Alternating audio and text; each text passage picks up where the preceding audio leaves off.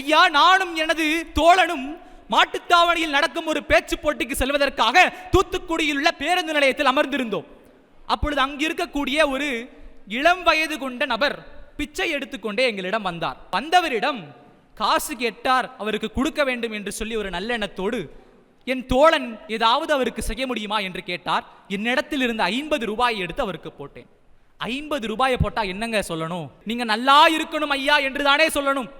அவர் பார்த்து நக்கலாக ஒரு சிரிப்பு சிரித்தார். கொஞ்ச காலத்துக்கு முன்னாடி நானும் இப்படிதான் 50 ரூபாய் போட்டுக் கொண்டு இருந்தேன். அப்படி என்றால் என்ன அர்த்தம்?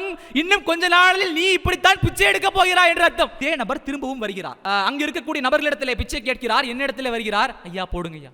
என்னங்க இப்பதானுங்க 50 ரூபாய் போட்டோம்.